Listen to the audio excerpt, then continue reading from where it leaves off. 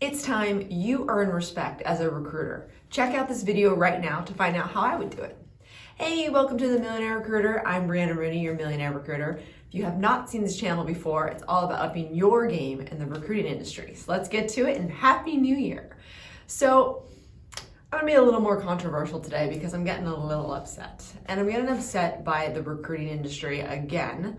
I feel like we've come so far. We've had lots of wins. We've upped our industry. We're finally getting the respect that we deserve. But are we? I think we're getting paid more. I think we're getting more offers. But I don't actually think that we're getting the respect that we deserve. And again, I know that that's gonna take time, but I'm also asking you to help and play in this game as well. So, as I have seen a lot, is companies are really taking advantage of recruiters. They're overworked. I think in talent acquisition space in general, a lot of people are overworked, while others, probably siloed too much and not, acting in their true potential. But what I have seen is that, of course, so many companies need to hire. So many companies are behind their goals. There's more competition than ever. Candidates are getting paid more in every industry. And as you know, I'm in tech. I see it a lot. There's not nearly enough software engineers, but that's not the recruiter's fault. So why are companies coming down on the recruiters? Why is when a team member leaves an organization, why is that the recruiter's fault? Why is now the recruiter in trouble because they had the roles that they needed to fill in and they have to backfill some of the other roles? Why is that their fault if now they're behind? I'm not liking that. So I'm not going to get into all of the things that I feel like, and I've heard and I've seen firsthand of what recruiters are getting in trouble for, because I don't really like that. It's very negative. It could go for a while. But I am going to talk about how you earn respect as a recruiter, and you do it through data. And you do it through having those tough conversations, again, through data. So, big picture.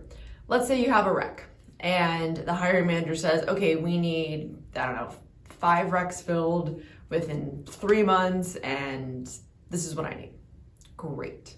So here it is, 3 months later, only one of those roles have been filled, and your hiring manager, your organization in general, is like, you're not doing your job, blah, blah, blah. Instead of sitting back and sulking and being like, oh my God, I'm in so much trouble, I'm gonna get fired, I'm not doing my job. No, you go back to the numbers. And here's where it begins. First of all, how long did it take you to fill pipeline? And is that the only rec? There's lots of things that go into that. Then you're gonna look at how many candidates did you put forward to the hiring manager, and percentage-wise, how many candidates did that hiring manager want to talk to? Here, I truly believe this needs to be about 75 to 80%. If you've hit that number, you did your job.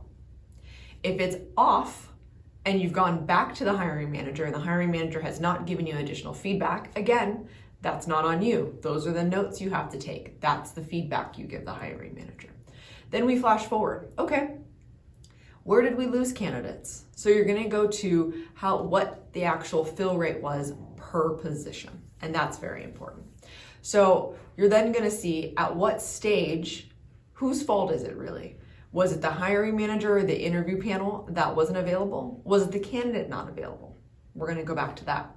After the hiring manager spoke to that candidate, was that candidate interested or were they turned off? You need to have data on that. And that's why it's super important that we have that candidate experience on point, that you're talking to them, that you know them, you know why they're interested in the company.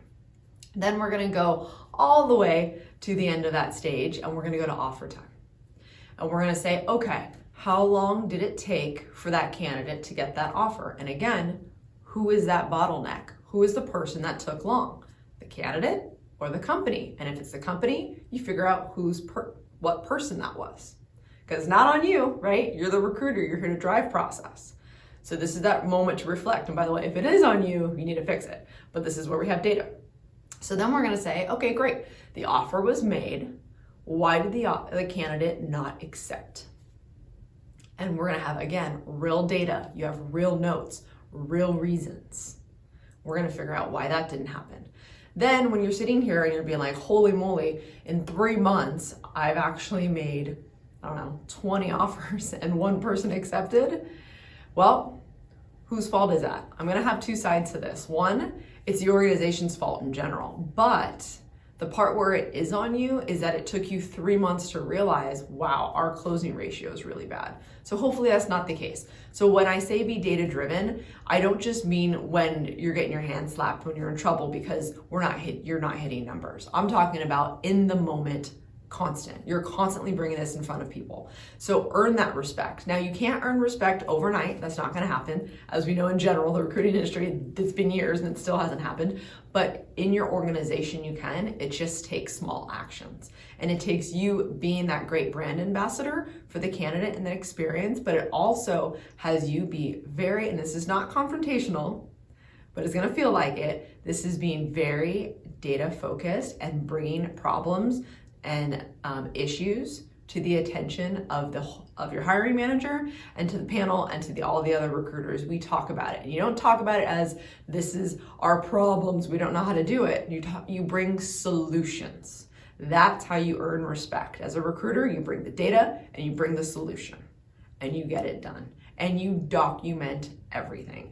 I know I go back to admin work and oh gosh, like sometimes as a recruiter, there is a lot of admin work and like, oh, that's the recruiter coordinator's job or it's just not my job. It is your job. Data is what makes the world go round in general. And as a recruiter, I couldn't say even more so.